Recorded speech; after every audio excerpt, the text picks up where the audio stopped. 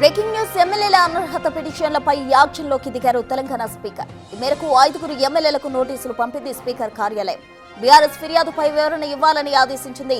Supreme court ఇటీవలే ఇచ్చిన తీర్పు మేరకు విచారణ చేపట్టనున్నారు స్పీకర్. వచ్చే వారం నుంచి విచారణ ప్రారంభం కానుంది. ప్రస్తుతం 5 ఎమ్మెల్యేలపై విచారణ పూర్తయిన తర్వాత మరికొందరికి నోటీసులు ఇవ్వనున్నట్టు తెలుస్తోంది.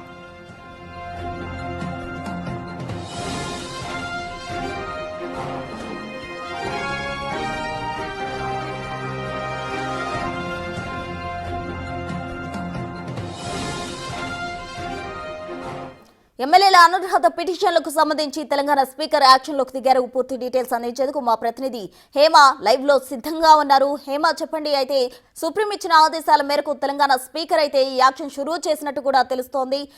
ఆ డీటెయిల్స్ ఏంటి? బీఆర్ఎస్ పార్టీలో టికెట్ తీసుకొని బీఆర్ఎస్ పార్టీ గుర్తు నుంచి గెలిచినటువంటి 10 మంది ఎమ్మెల్యేలు రాష్ట్రంలో కాంగ్రెస్ ప్రభుత్వం ఏర్పడిన తర్వాత కాంగ్రెస్లో జాయిన్ అయ్యామంటూ కూడా పెద్ద ఎత్తున కొంతమంది కండువాలు కప్పుకున్నారు. కొంతమంది వెళ్ళి నేరుగా ముఖ్యమంత్రిని కలిసినటువంటి పరిస్థితి. అయితే వాళ్ళంతా కూడా కాంగ్రెస్లో జాయిన్ అయ్యారు అంటూ పెద్ద ఎత్తున బీఆర్ఎస్కి సంబంధించినటువంటి నేతలు వీళ్ళకి సంబంధించి ఒక పిటిషన్ని వేశారు.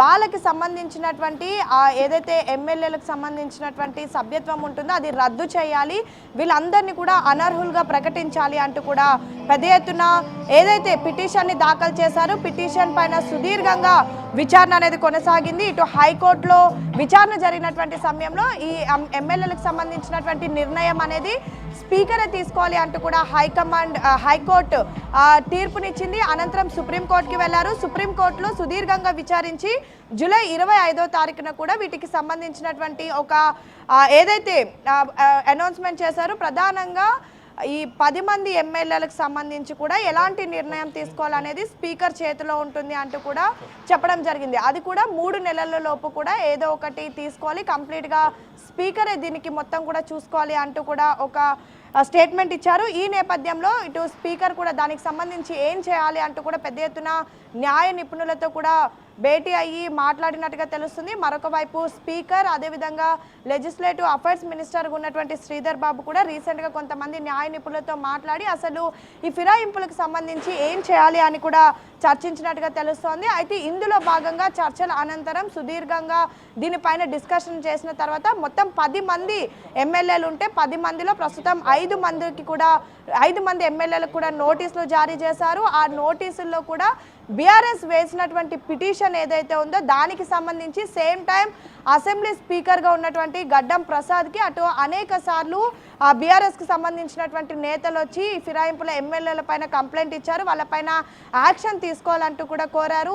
కొంచెం జాప్యం జరిగినప్పటికీ కూడా మరలా వెళ్ళి కలిసినటువంటి పరిస్థితులు కూడా మనం చూసాం. సో దానికి సంబంధించి బీఆర్ఎస్ ఎమ్మెల్యేలు ఇచ్చినటువంటి కంప్లైంట్స్ ఏవైతే ఉన్నాయో దానికి సంబంధించి వివరణ ఇవ్వాలి అంటూ కూడా కోరినట్టుగా తెలుస్తోంది. అయితే ఈ వివరణ ఇవ్వాలి అంటూ కోరినట్టు నోటీసులు ఇచ్చినట్టుగా సమాచారం అందుతోంది. కానీ ఎప్పటిలోగో ఇవ్వాలి అంటూ కూడా ఒక గడువు మాత్రం అందులో మెన్షన్ చేసినట్టుగా కూడా ఇప్పటివరకు ఎటువంటి ఇన్ఫర్మేషన్ లేదు. అయితే మొత్తం 10 మంది ఎమ్మెల్యేలు ఉంటే కేవలం 5 మంది ఎమ్మెల్యేలకు మాత్రమే నోటీస్ జారీ చేశారు.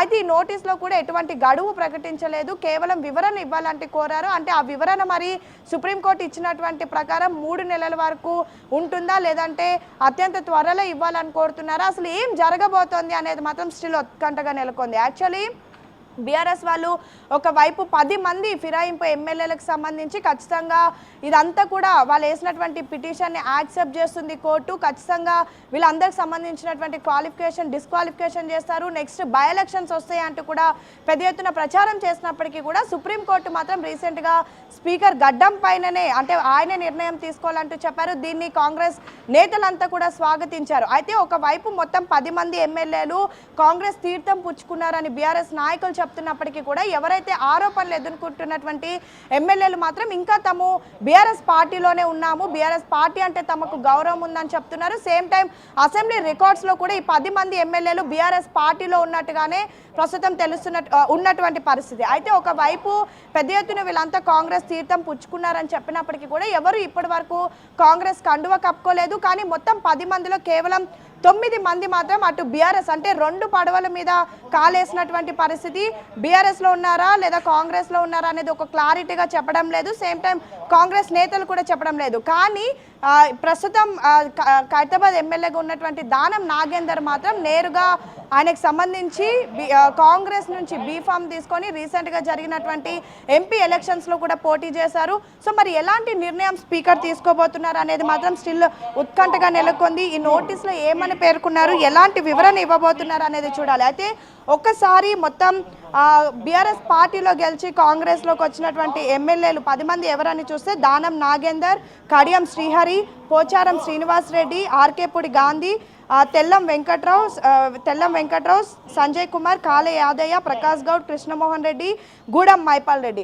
రీసెంట్గా మనం చూసాం పటాన్చెర్లో కూడా గూడెం మైపాల్ రెడ్డి పార్టీ కార్యాలయంలో రేవంత్ రెడ్డి ఫోటో లేదు అంటూ కూడా అక్కడే ఉన్నటువంటి కాంగ్రెస్ మరొక వర్గం పెద్ద ఎత్తున అక్కడ దాడి చేసినటువంటి సమయంలో కూడా కేవలం అక్కడ మొత్తం కూడా ఇంకా పింక్ కండువాలే ఉన్నాయి, మొత్తం ఏదైతే అక్కడ ఉన్నటువంటి మొత్తం కూడా ఇంకా సేమ్ బీఆర్ఎస్ పార్టీ లాగే ఉన్నాయి అంటూ కూడా ఒకవైపు అప్పుడు కాంగ్రెస్ నేతలు కంప్లైంట్ ఇచ్చినటువంటి పరిస్థితి. ఒకవైపు 10 మంది ఎమ్మెల్యేలు మా పార్టీలో గెలిచి పక్క పార్టీలోకి వెళ్లారు అంటూ బీఆర్ఎస్ నేతలు చెప్తున్నప్పటికీ కూడా 10 మంది ఎమ్మెల్యేలు మాత్రం దీనిపైన ఇప్పటి వరకు స్పందించలేదు. కేవలం దానం నాగేంద్ర మాత్రమే కాంగ్రెస్ నుంచి బీఫామ్ తీసుకొని ఎంపీగా పోటీ చేశారు. కానీ మిగతా 9 మంది ఎమ్మెల్యేలు కూడా ఏ రోజు తమ కాంగ్రెస్ లో ఉన్నట్టు ఎక్కడ అఫీషియల్ గా ప్రకటించలేదు, అఫీషియల్ గా కాంగ్రెస్ కండువా కూడా కప్పుకోలేదు. సో దీనికి సంబంధించి స్పీకరే నిర్ణయం తీసుకోవాలి అంటూ కూడా సుప్రీంకోర్టు జూలై 25వ తారీఖున తీర్పిచ్చింది. సేమ్ టైం దీనికి సంబంధించి బీఆర్ఎస్ నేతలు ఏదైతే పదే స్పీకర్ కి తమ పైన యాక్షన్ తీసుకోవాలి అంటూ కూడా కోరుతున్నారో దానికి సంబంధించి ఖచ్చితంగా వివరణ ఇవ్వాలి అంటూ కూడా 5 మంది ఎమ్మెల్యేలకు నోటీసులు ఇచ్చారు. మరి 5 మంది ఎమ్మెల్యేలు నోటీసులో ఎలాంటి వివరణ ఇవ్వబోతున్నారు, తాము బీఆర్ఎస్ లో గెలిచి కాంగ్రెస్ లోకి వచ్చాము అని ఒప్పుకుంటారా, లేదంటే ఇంకా తాము బయట చెప్తున్నట్టుగా బీఆర్ఎస్ పార్టీలోనే ఉన్నామని చెప్తారా, మేము బీఆర్ఎస్ ఏం చెప్పబోతున్నారు అనేది మాత్రం ఉత్కంఠగా నెలకొంది. మొత్తానికైతే స్పీకర్ ప్రస్తుతానికి 5 మందికి నోటీసులు ఇచ్చారు, మరొక 5 మందికి త్వరలో నోటీసులు ఇవ్వనున్నారు. Right Hema, thank you.